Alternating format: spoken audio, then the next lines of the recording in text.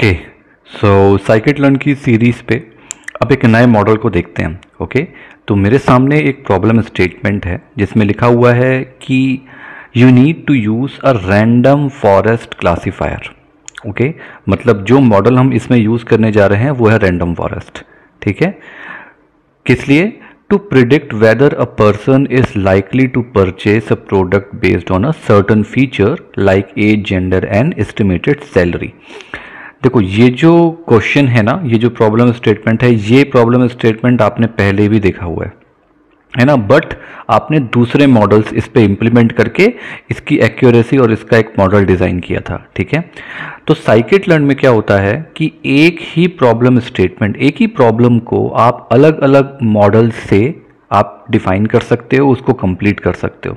ठीक है, अंतर क्या है? अंतर यह है कि हर मॉडल का अपना प्रोसेसिंग होती है। ठीक है, हर मॉडल का अपना एक्यूरेसी स्कोर होता है।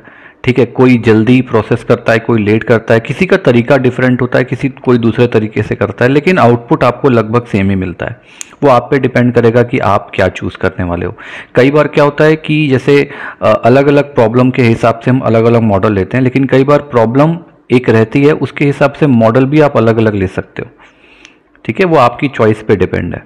ठीक है, इसलिए मैंने बोला कि जो स्पेसिफिक क्वेश्चन है जो दिया हुआ है उसमें क्या करना है उसको देख के आप डिज़ाइन कर लो।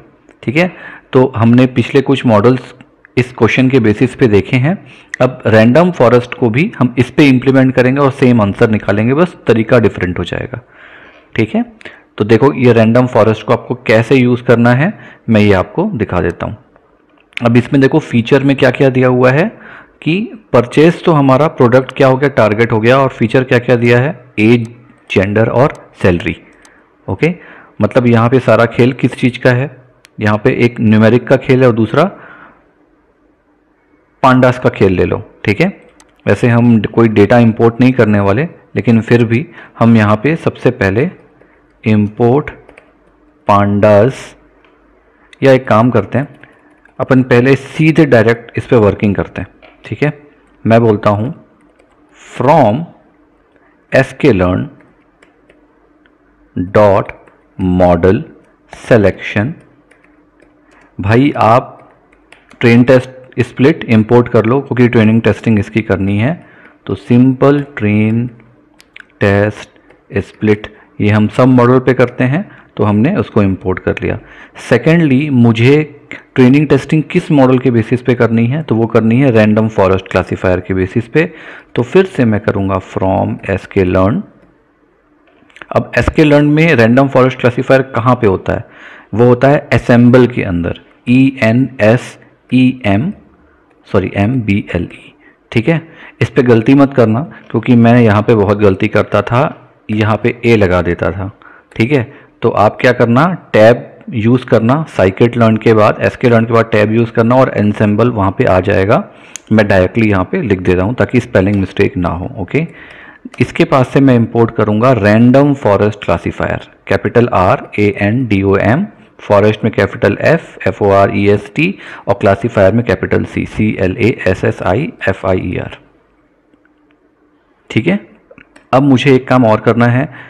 ऑप्शनल में अगर आप एक्यूरेसी टेस्ट करना चाहते हो तो कर सकते हो। ठीक है, तो मैं क्या करता हूँ, एक्यूरेसी स्कोर को इंपोर्ट कर लेता हूँ, टेस्टिंग के काम आ जाएगा कि कितनी एक्यूरेसी इसकी आ रही है। फ्रॉम sklearn डॉट मैट्रिक्स के अंदर होता है accuracy score, import accuracy underscore score. ठीक है, ये तीन चीज़ फिलहाल हम अभी इंपोर्ट करते हैं। अब जब आगे जिसका मेन जब वर्किंग करेंगे ना, तब देखते हैं कि किस चीज़ की ज़रूरत पड़ने वाली है। ठीक है, जैसे मैंने ये नंपाई इंपोर्ट नहीं किया है क्योंकि मेरे दिमाग में कुछ और चीज़ चल रही है। मैं शायद बिना नंपाई किए हम कर सकते हैं क्योंकि एरे की ज़रूरत पड़ेगी, लेकिन हम डायरेक्टली बनाएंगे मैं सोच रहा हूँ। ओके, अब आ जाओ आप नीचे, यहाँ पर आओ स्टेप नंबर 2 पे। स्टेप नंबर 2 हमारा डेटा वाला काम है। तो फीचर कौन कौन से हैं, एज, जेंडर और एस्टिमेटेड सैलरी, और वो परचेस करेगा कि नहीं करेगा, है ना। सो मैं एक डेटा नाम का वेरिएबल ले लेता हूँ और एक डिक्शनरी लेता हूँ। ठीक है, डिक्शनरी में मैं यहाँ लिखता हूँ पहला कॉलम एज, और एज हम ले लेते हैं कुछ 8-10 लोगों की। मैं ले लेता हूँ पहली एज, लेट्स से 25, 35, 45, 20, 30, 50, 40, 55, 1, 2, 3, 4, 5, 6, 7, 8 लोगों का हुआ है। 2 और ले लेते हैं, 60 ले लेते हैं, और एक ले लेते हैं 35। ठीक है, ये 10 लोगों का कंप्लीट हो गया। अब इनका क्या करना है मुझको, एज हो गया। अब इनका दूसरा वाला था जेंडर और सैलरी, है ना, तो मैं यहाँ पर ले लेता हूँ GENDER, जेंडर। जेंडर पे, जेंडर में मेल फीमेल ही होता है, तो लेकिन कैलकुलेट नहीं कर पाएंगे, तो हमको लेवल इनकोडर भी लेना पड़ेगा। तो पहले मैं डेटा इनपुट करता हूँ। ठीक है, इसको कन्वर्ट करेंगे 1 to 1 to इस टाइप में, क्योंकि ये अल्फ़ाबेट के साथ अपन मेल फीमेल ऐसे प्रोसेस नहीं कर पाएंगे। तो पहले डेटा तो बना लेते हैं। M पहला वाला मेल कर देता हूँ, दूसरा फीमेल, तीसरा मेल, चौथा कर देते हैं मेल, सॉरी इसको भी मेल कर देते हैं।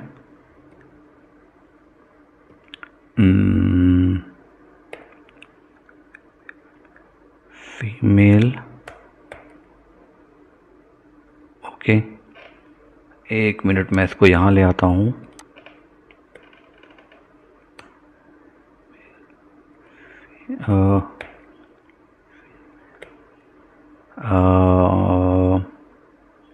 इसको कर देते हैं मेल, देन फिर इसको कर देते हैं फीमेल। आप फास्ट फॉरवर्ड कर सकते हो अगर आपको ये वाला पार्ट थोड़ा सा अजीब लग रहा हो तो। अपन ने 1, 2, 3, 4, 5, 6, 7, 8 ले लिए ना, तो यहाँ पर एक और ले आता हूँ 9, और इसको कर देता हूँ मैं लास्ट वाला फीमेल। ठीक है, ये मैंने एक सेक्शन यहाँ पे कंप्लीट कर लिया। अब मेरे पास एक और कॉलम आएगा एस्टिमेटेड सैलरी का। सो इसको मैं करता हूँ ESTAMATED, एस्टिमेटेड, SALARY। एस्टिमेटेड की स्पेलिंग गलत है, एस्टिमेटेड सैलरी।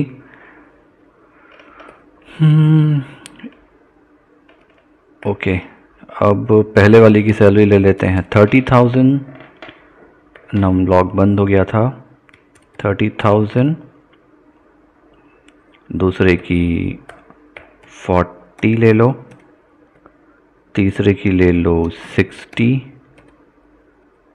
चौथे की 20, पांचवें की ले लो 35, छठवें की ले लो 80,000, सातवें की ले लो 45,000, आठवें की ले लेते हैं 90,000, और 1,00,000,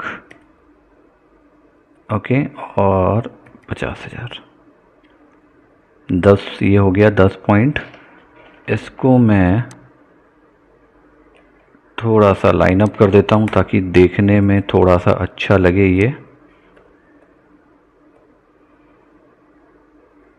ओके,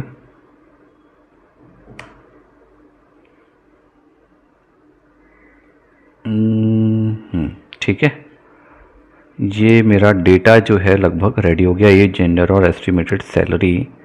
मैं एक बार इसको शिफ्ट एंटर करता हूँ, इनवैलिड सिंटैक्स यहाँ जेंडर वाले में, जेंडर वाले में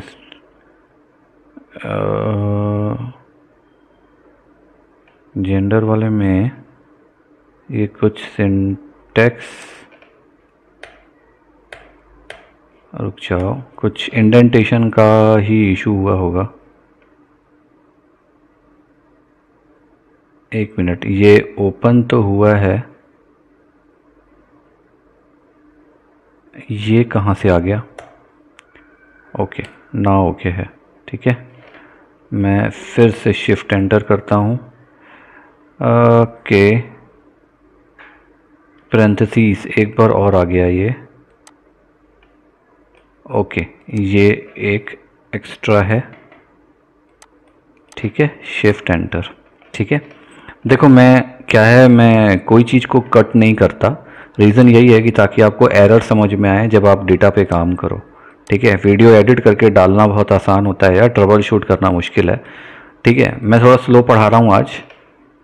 ये डेटा में जाके सेव हो गया। ठीक है, अब एक काम करते हैं, इसको हम देखते हैं। ठीक है, तो मैं क्या करता हूँ, यहाँ पर import pandas as pd, pandas ले लेता हूँ। ठीक है, और यहाँ पे क्या करता हूँ, एक df नाम का वेरिएबल बनाता हूँ और pd को बोलता हूँ, pd भाई डेटा फ्रेम में ले लो इसको। किसको? ये जो हमने डेटा बनाया है इसको मैं देखना चाहता हूँ बस कि ये बेसिकली क्या है। ठीक है, और मैं एक बार देखते हैं ये कि ये भाई साहब क्या हैं। ओके, एज, जेंडर और एस्टिमेटेड सैलरी, मेल फीमेल, ऐसा हमारे पास डेटा है ये। अब इसके बेसिस पे हमको मेन वर्किंग अपनी आगे करनी है। ठीक है, अब इसमें देखो प्रॉब्लम क्या है, ये जो है ना, ये जेंडर वाला पार्ट, मेल फीमेल, आप कोई भी न्यूमेरिक लॉजिक लगाओ इसके बेसिस पे नहीं कर सकते आप, क्योंकि अल्फ़ाबेट है, अल्फ़ाबेट पे प्रोसेसिंग नहीं होती है। तो इसको हमको लेबल इनकोडर के थ्रू ट्रांसफॉर्म करना पड़ेगा। ठीक है, या तो आप ऐसे करो, लेबल इनकोडर के थ्रू ये 01 में कन्वर्ट कर दो, या फिर आप इसको अलग से 1010 दे सकते हो। तो रियल डेटाबेस के हिसाब से मैं चल रहा हूँ अभी, तो मैं क्या करता हूँ, यहाँ पे जाता हूँ वापस। ठीक है, और from sklearn dot, label encoder हमेशा प्री प्रोसेसिंग के अंदर होता है, प्री प्रोसेसिंग। ठीक है, वहाँ से इंपोर्ट कर लो लेबल इनकोडर, LABEL कैपिटल, और इनकोडर ENCODER, शिफ्ट एंटर। ठीक है, ये लेबल इनकोडर आ गया होगा। अब मुझे जो जेंडर है वो जेंडर पे अपना काम करना है। तो मैं क्या करता हूँ, पहले लेबल इनकोडर को किसी वेरिएबल में सेव कर लेते हैं, लेबल इनकोडर नाम के वेरिएबल में सेव कर लेते हैं, LABEL, इसी को। ओके, ठीक है, इसको सेव करो, फंक्शनाइज, शिफ्ट एंटर, लेबल इनकोडर पे ये सेव हो गया। ठीक, अब मैं जो हमने क्या लिया हुआ है यहाँ पे, DF लिया है ना, DF इस कॉलम को करना है हमको, तो वो DF के अंदर है अभी, इस कॉलम को करना है। ठीक है, जेंडर वाले कॉलम को। तो DF के पास इंडेक्सिंग के हिसाब से जो जेंडर नाम का कॉलम है, कैपिटल है ना जी, हाँ कैपिटल जी है, जो जेंडर नाम का कॉलम है इसको इनकोड करना है। तो मैं इज इक्वल टू, भाई ये जो लेबल इनकोडर है, लेबल इनकोडर भाई आप फिट ट्रांसफॉर्म करो। ठीक है, फिट ट्रांसफॉर्म करो किसको, इसको, और फिर आप वापस उसको ओवरराइट करके इसमें सेव कर देना वापस। ठीक है, ट्रांसफॉर्म करने के बाद इस वापस DF जेंडर में सेव कर देना, शिफ्ट एंटर। ठीक है, ये हो गया सेव, ओवरराइट हो गया है। ठीक है, ये सेक्शन क्या किया हमने, एक लेबल इनकोडर नाम का इंस्टेंस बनाया और उसको यूज़ किया जेंडर कॉलम को, एक कैटेगोरिकल कॉलम था उसको न्यूमेरिकल वैल्यूज़ में चेंज करने के लिए। ठीक है, सिंपल सा ये सिस्टम आपको बता रहा हूँ। अब आपको दो काम करना है, हमारे पास एक और यहाँ पे नीपर पे था कि परचेज अ प्रोडक्ट। ठीक है, ये भी एक फीचर था। ठीक है, इस फीचर को भी हमको लेना पड़ेगा क्योंकि ये हमारा आउटपुट है कि वो परचेज करेगा कि नहीं करेगा। ओके, तो आप क्या करो,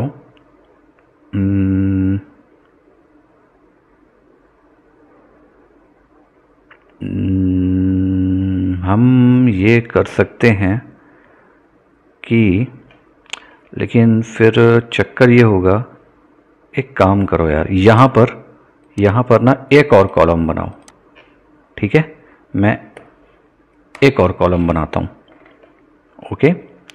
मैं क्या आपके सामने ही कर रहा हूँ, आज जो कर रहा हूँ मेरे दिमाग में बहुत कुछ चीज़ें चल रही थी, तो वो मैं सोचा था कि किसी और टाइप से आपको बताऊँगा, लेकिन एकदम से दिमाग में आ गया, तो वो भी लेते हैं। परचेस का भी यहाँ पे बना लेते हैं।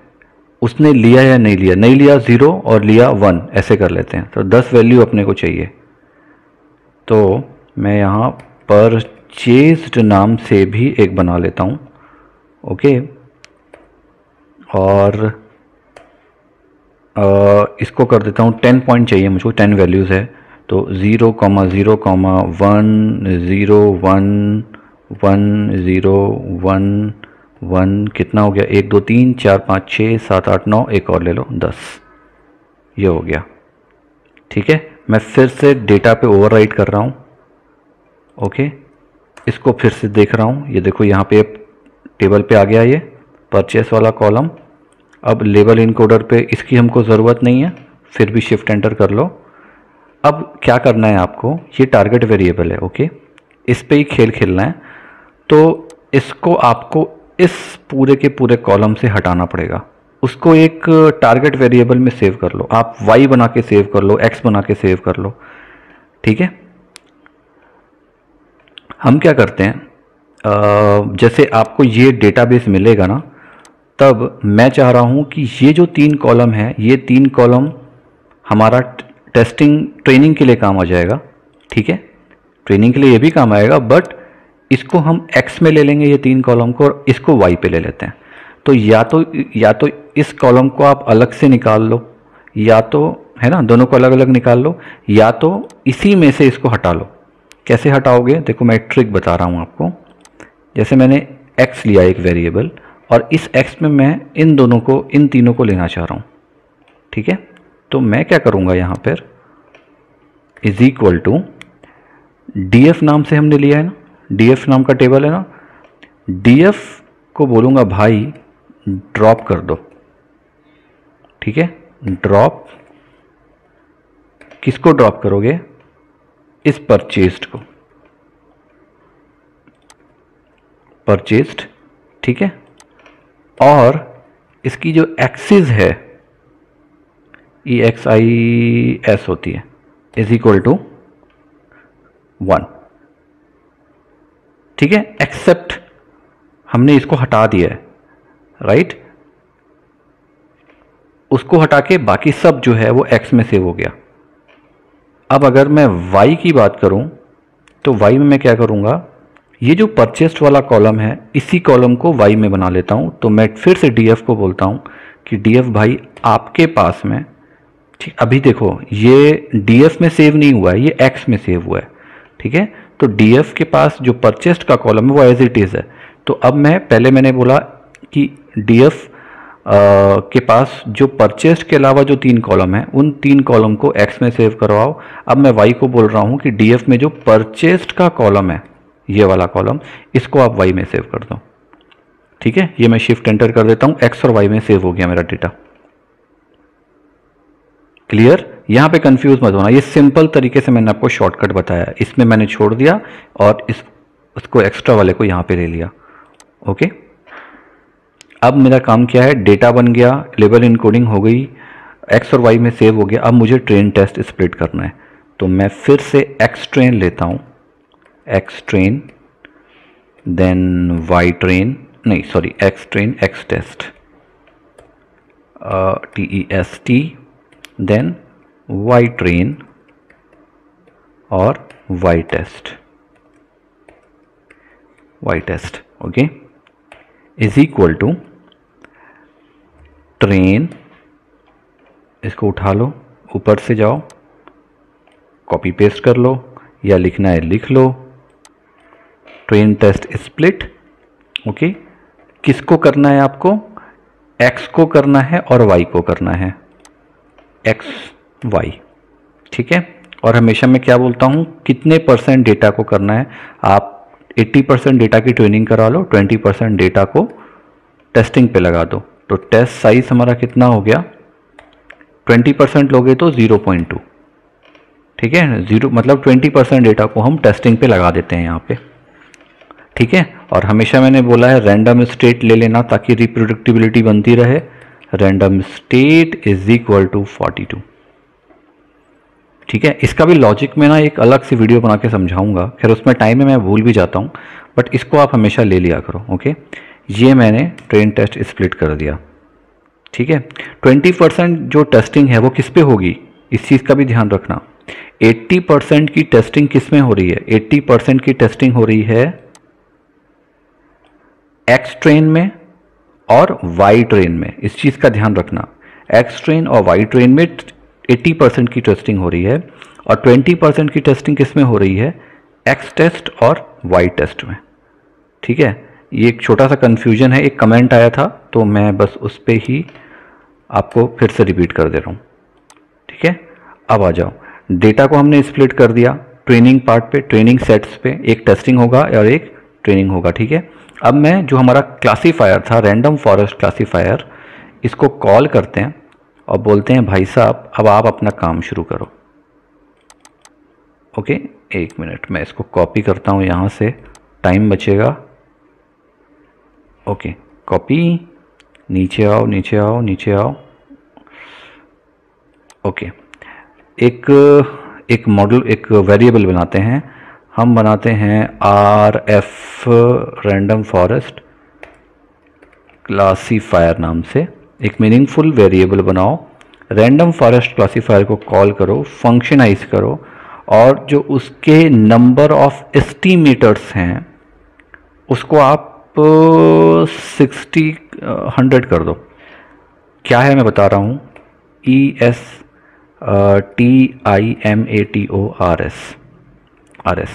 इसको कर दो 100। ठीक है, और random state is equal to 42। ठीक, एन एस्टिमेटर्स क्या हैं, देखो जैसे आपने वो देखा था ना के नियरेस्ट नेबर पे, है ना, नंबर ऑफ नेबर्स होते हैं, है ना, वैसे ही समझ लो रैंडम फॉरेस्ट में ये नंबर ऑफ ट्रीज होती है। ठीक है, नंबर ऑफ ट्रीज, तो हम नंबर ऑफ ट्रीज इसमें कितना ले रहे हैं, हम ले रहे हैं 100। Okay, randomly 100 estimators number of trees ले रहे हैं आप, ऐसा समझो। ये सबके नाम हैं अलग अलग। ठीक है, इस पे बहुत डीप मत जाओ, ये मॉडल्स के नाम हैं। जब आप रैंडम फॉरेस्ट क्लासीफायर का एक्चुअल अंदर में डीप जो इसके कोड्स हैं वो देखोगे ना, तब आपको ये और क्लियर होगा। अभी आगे फ्यूचर में इस सीरीज़ में तो नहीं, क्योंकि ये तो साइकिट लर्न की सीरीज़ है, इसमें फुल फ्लैश मॉडल जो है बनना आसान नहीं होता, क्योंकि फुल फ्लैश मॉडल बनने के लिए आपको अलग अलग मॉडल की रिक्वायरमेंट होती है ना। ग्राफिकल यूज़र इंटरफेस का अलग होगा, प्रोसेसिंग के लिए अलग होगा, ट्रेनिंग टेस्टिंग के लिए अलग होगा, नीड के हिसाब से बनते हैं। तो ये जो है ये बेसिकली मशीन लर्निंग मॉडल है, तब इसमें हम इस चीज़ को डीप तो नहीं समझ पाएंगे, लेकिन मैं उसका एक अलग से पूरा चैप्टर, अलग से वीडियो बना के जब अपलोड करूँगा तो आपको इन्फॉर्मेशन मिल जाएगी। ठीक है, उसमें उसको समझना। अभी फ़िलहाल ये समझो कि रैंडम फॉरेस्ट क्लासीफायर में नंबर ऑफ एस्टिमेटर 100 होते हैं, ट्रीज कहते हैं इसको। ठीक है, तो जब भी आप लोगे, आप जब रैंडम फॉरेस्ट का यूज़ करोगे तो आप 100 लेना, कोशिश करना 50 से नीचे मत जाए। ठीक है, 80 to 100 ऑन एन एवरेज लो। अगर आप 1000 लेते हो तो नो डाउट आपकी एक्यूरेसी अच्छी आएगी, नो प्रॉब्लम, बट बहुत टाइम कंज्यूम करेगा, प्रोसेसिंग में बहुत पावर चाहिए। ठीक है, टाइम कंज्यूमिंग है, क्योंकि अभी तो ये डेटा छोटा है, जब बड़ा डेटा आएगा ना, बल्कि डेटा, तब वहाँ पे आपको दिक्कत करेगा। ठीक है, तो जितनी परफेक्ट एक्यूरेसी चाहिए उतना ये बढ़ाते जाओ, 80 से ऊपर ही रखना जब भी रखोगे। ओके, ठीक है, ये हो गया RF क्लासीफायर में जाके भाई साहब सेव हो गए। अब मैं क्या करता हूँ, यहाँ पर जाता हूँ और ये जो हमारा ट्रेनिंग वाला डेटा था इन दोनों को यहाँ फिट कर देते हैं। किस पे, RF क्लासीफायर में। RF क्लासीफायर भाई आपके पास, अब हम फिटिंग कर रहे हैं हमारे डेटा को, एक्स ट्रेन को कर रहा हूँ मैं, ताकि आप 80% की ट्रेनिंग कंप्लीट करो, और वाई ट्रेन को। शिफ्ट एंटर, वाओ, हो गया। रैंडम फॉरेस्ट क्लासीफायर अपना काम कर रहा है, रैंडम स्टेट 42 आ गया आउटपुट हमारे पास में।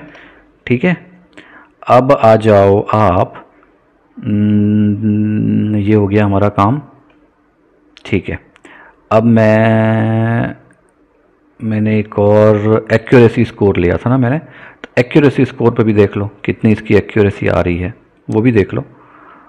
एक वाइपरेड नाम का लेते हैं, मैं हमेशा वाइपरेड लेता हूँ क्योंकि मुझे पसंद है वाइपरेड एक्चुअली। आरएफ क्लासीफायर, आरएफ क्लासी CLAFI, okay, classifier, RF classifier भाई प्रिडिक्ट करो किसके ऊपर, एक्स टेस्ट। ठीक है, हमको एक्यूरेसी स्कोर चेक करना है, रीज़न ये है। और जो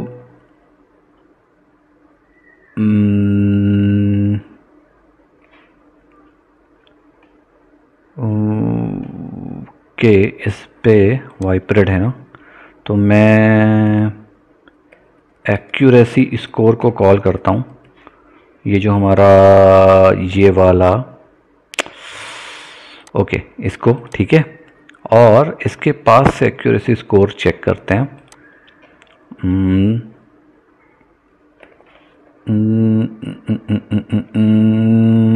वाई, हाँ एक्स टेस्ट हो गया है ना, वाई टेस्ट पे प्लस अभी जो टेस्टिंग हुई है ये वाइपरेड में सेव हुई है, तो वाइपरेड, ठीक है। और इसको एक्यूरेसी नाम के वेरिएबल पे सेव कर दो, ठीक है।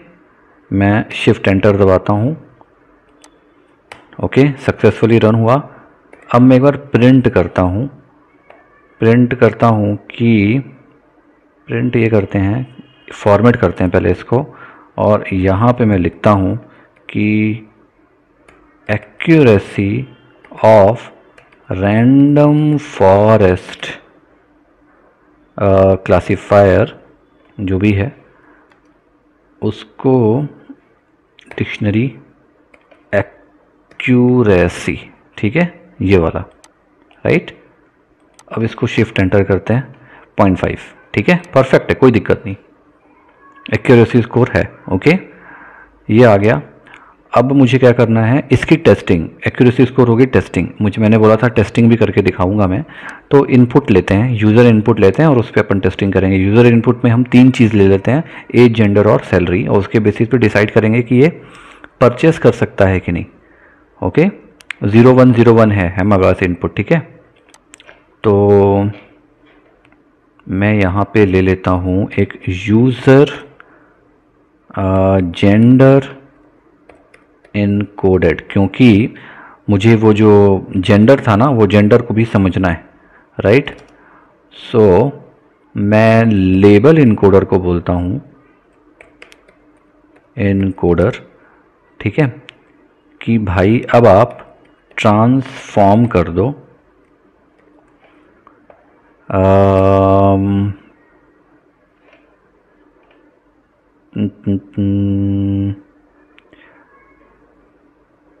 ये, तो मुझे एक पहले डेटा बनाना पड़ेगा, रुको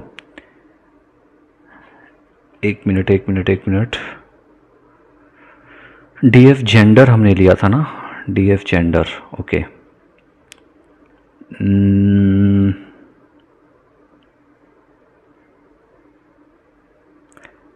तो हमको एक यूज़र जेंडर नाम का कुछ एक चाहिए रहेगा,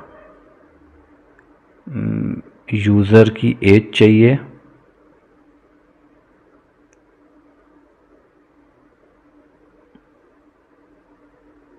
तो हम ये करते हैं, रुको इसको हटाते हैं अभी, ठीक है ये अपन बाद में करते हैं। सबसे पहले इनपुट, मैं चाह रहा था कि पहले एक्चुअली बैक कोडिंग कंप्लीट कर लूँ, लेकिन फिर मुझे पता नहीं है ना बैक कोडिंग में हमने इनपुट पे अपन क्या नाम देंगे, ठीक है।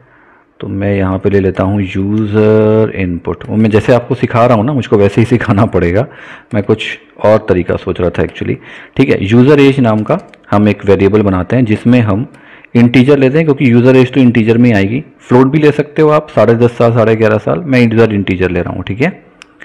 यहाँ पर इनपुट करो, इनपुट, ठीक है, और इनपुट में आप दे दो कि भाई प्लीज़ एंटर योर एज, ठीक है, यहाँ पे बंदा अपनी एंटर एज दे देगा। दूसरा यूज़र जेंडर ले लो, क्योंकि एज जेंडर और सैलरी है तो यूज़र का जेंडर ले लो, इस पे कर लो इनपुट और यहाँ पे दे दो एंटर योर GENDR। ठीक है, एंटर। लेकिन वो अब वो क्या करेगा, अपनी वो जेंडर या मेल करेगा या फीमेल करेगा, तो ऐसे लिख दो यहाँ पे मेल या फीमेल, मेल या फीमेल। ठीक है, ऐसे लिख दो, अपन बाद में उसका इनकोडिंग कर लेंगे। यही इनकोडिंग है जो मैं आपको दिखाना चाह रहा था पहले, लेकिन कोई बात नहीं। तीसरा हमारे पास तीसरा क्या था, एस्टिमेटेड सैलरी। तो मैं यूज़र सैलरी नाम से एक बना लेते हैं वेरिएबल और इसको भी इंट कर देते हैं और इस पे लिखते हैं, इस पे इनपुट कोई करेगा ENTER एंटर योर सैलरी। ठीक है, ये 3 चीज़ हो गई। ओके, एक ऐसा दिखेगा, ओके ऐसा दिखेगा, है ना। तो मैं अभी इस पे नहीं जा रहा हूँ, मैं नीचे वाले कॉलम पे आ रहा हूँ। इसको मैं सेल को ऑल आउटपुट क्लियर कर देता हूँ। ठीक है, अब नीचे आ जाओ। ओके, अब देखो कि हमको उससे पहले ये वाले फिगर पे काम करना पड़ेगा, क्योंकि अपन ने पिछले सारे वीडियोस पे डायरेक्टली यहाँ पे मॉडल प्रिडिक्शन कर दिया, हो गया। अभी पहले इस पे काम करना पड़ेगा, क्योंकि हमने लेबल इनकोडर यूज़ किया था ना। तो हम क्या करते हैं कि ये जो यूज़र जेंडर है, मैं इसको पहले कॉपी करता हूँ। ठीक है, मैं पहले जो अपना लेबल इनकोडर है ENCODER, इसको बोलता हूँ कि भाई ट्रांसफॉर्म करो, क्योंकि मेल फीमेल देगा अगला। जैसे हमने इस पे ट्रांसफॉर्म किया ना, ये वाले पे, वही काम हमको करना पड़ेगा वापस, अदरवाइज ये वाला, अदरवाइज दिक्कत होगा। ठीक है, मेल फीमेल का कोई प्रोसेसिंग नहीं बनती है। ट्रांसफॉर्म करो किस पे, यूज़र जेंडर पे। ठीक है, और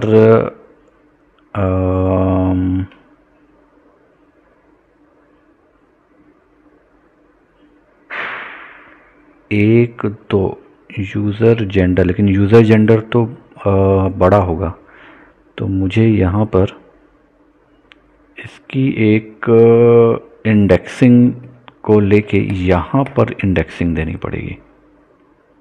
ठीक है, ट्रांसफॉर्म। ओके, ये मेरा पहला वाला काम हुआ, शिफ्ट एंटर। ओके, ये हो गया ट्रांसफॉर्म। अब उसके बाद ट्रांसफॉर्म करने के बाद लेकिन मुझे इसको वापस सेव करना पड़ेगा, तो मैं इसको यूज़र रुको यूज़र जेंडर इनकोडेड नाम से सेव कर देता हूँ। अभी ठीक है। ठीक है, शिफ्ट एंटर। अब हम इस यूज़र जेंडर की जगह पे इनपुट पे इसको ले लेंगे। ठीक है, मैं यहाँ पर अब एक यूज़र डेटा के नाम से बनाता हूँ। अब तो हमारे पास 2D आया। 2D पे पहला वाला इनपुट हमारा क्या जाएगा, यूज़र एज जाएगा। ठीक है, दूसरा इनपुट हमारे पास क्या जाएगा, ये वाला जाएगा जो हमने इनकोडेड वाला किया है। ठीक है, ये गया। और तीसरा वाला हमारा जाएगा यूज़र की सैलरी। अब इन तीनों का मैं क्या कर सकता हूँ, मॉडल पे अपने रिकॉल करवा सकता हूँ। ओके, ये मैंने शिफ्ट एंटर कर दिया इसको। ओके, थोड़ा सा देखो उलझा हुआ लग रहा है ना सब कुछ। आप बहुत डीप देखोगे ना वीडियो को बार बार, आप क्लियर हो जाएगा आपको। ठीक है, ऐसा ही होता है भाई मशीन लर्निंग थोड़ा समझना पड़ता है कंसंट्रेशन से कि आप क्या चाहते हो। उसके बाद अब मुझे प्रिडिक्शन वाला काम करना है, तो मैं किस नाम से सेव किया था क्लासीफायर को, मैंने सेव किया था RF क्लासीफायर के नाम से। ओके, तो मैं यहीं से इसको कॉपी करता हूँ ताकि स्पेलिंग मिस्टेक जो है वो ना हो। नीचे आओ, मुझे अब मॉडल पे इम्प्लीमेंट करना है इसको, तो मैं RF क्लासीफायर को बोलता हूँ भाई प्रिडिक्ट करो। किसको प्रिडिक्ट करो, ये जो हमने यूज़र डेटा बनाया है, जो यूज़र इनपुट करेगा उसको अपने मॉडल के साथ इम्प्लीमेंट करो, ठीक है। और इसको क्या करो, एक प्रिडिक्शन नाम से सेव कर दो, ठीक है। और यहां पर क्या करना, अब हमको कंडीशन भी चाहिए, क्योंकि वो 0-1 वाली पॉलिसी है ना, परचेस करेगा कि नहीं करेगा। 0 मतलब अपन 0 ले लेते हैं कि परचेस नहीं करेगा, और 1 ले लेते हैं कि करेगा, ठीक है। तो मैं कंडीशन दे देता हूं, इफ अगर प्रिडिक्शन का आंसर जो है, प्रिडिक्शन का जो आंसर है मतलब 0 फर्स्ट, ठीक है। अगर ये आपका लेट से 1 आता है ना, तो 1 का मतलब क्या था कि करेगा, तो आप चुपचाप उठाओ और प्रिंट कर दो कि this person is likely to purchase the product, ठीक है। ये पिछले वीडियो के जैसा ही है सब कुछ, ठीक है। ये हो गया। और अदरवाइज मतलब एल्स क्या प्रिंट हो जाए, अदरवाइज प्रिंट हो जाए, यहां से उठा लेते हैं, उतना नहीं लिखते, copy and then paste, is unlikely UN, ठीक है। नॉट कर दो, नॉट लाइकली टू परचेज, मतलब 0 आया तो 1 आया तो ये, ओके। ये हो गया आपका काम, शिफ्ट एंटर, ठीक है। ये मेरा सब कुछ कंप्लीट हो गया। अब मैं जाता हूं एक बार,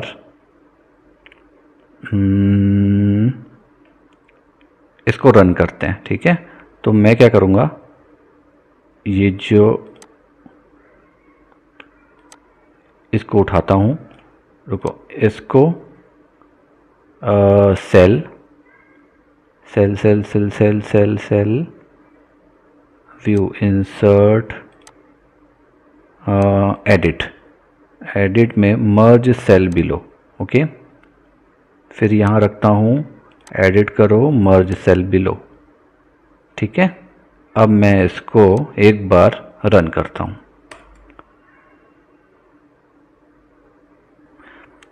ओके, तो अब मेरे पास आ गया यहाँ पे enter your age, let's say मैं एज डालता हूँ 30, ओके।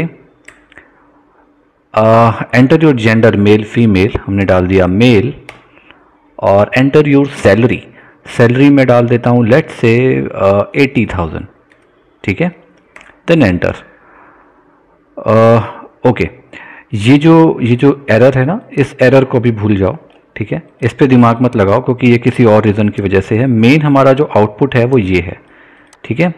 हमने ये 3 पैरामीटर इनपुट दिए, अब इसने आउटपुट दिया this person is likely to purchase the product, मतलब हमारा ये मॉडल ये काम कर रहा है। अगर ये लाइकली टू परचेज है, मतलब हमारा आउटपुट क्या आया होगा, हमारा आउटपुट आया होगा 1, ठीक है। सिंपल सा मॉडल है, ठीक है। बस ध्यान आपको देना है लेबल इनकोडिंग पे, जहां पर बहुत सारे लोगों को टफ पड़ेगा, मैं जानता हूं। इस प्रोसेस को समझना पड़ेगा, बहुत इजी है। मेल फीमेल है, मेल फीमेल को हम इनकोडिंग के थ्रू उसको न्यूमेरिकल डेटा पे चेंज कर रहे हैं, कैटेगोरिकल डेटा को। सिंपल सा प्रोसेस है, ठीक है। इस वीडियो को आप बार बार देखोगे ना, तो आपको क्लियर हो जाएगा हम करे क्या, हमने किया क्या एक्चुअली, ठीक है। तो ये सिंपल सा यूजर इनपुट था, ओके। सो इस मॉडल पे कहीं पर भी आपको डाउट लगता है, या आपको समझ में नहीं आ रहा, या किसी भी तरह का और कुछ एड ऑन आप चाहते हो, तो आप मुझे कमेंट कर दो, बताओ। अगर आपको कुछ समझ में नहीं आया तो कहाँ पे समझ में नहीं आया, मैं उस पर भी समझाने की फिर कोशिश करता हूँ, ठीक है। ओके, वैसे मैं मोस्टली जवाब देता ही हूँ आप लोग के कमेंट्स का, जो भी आप पूछते हो। फिर भी अगर कोई डाउट रहता है तो मुझे पिंग करना, ओके। चलो रोकता हूँ इस ट्यूटोरियल को, है ना। Okay, bye.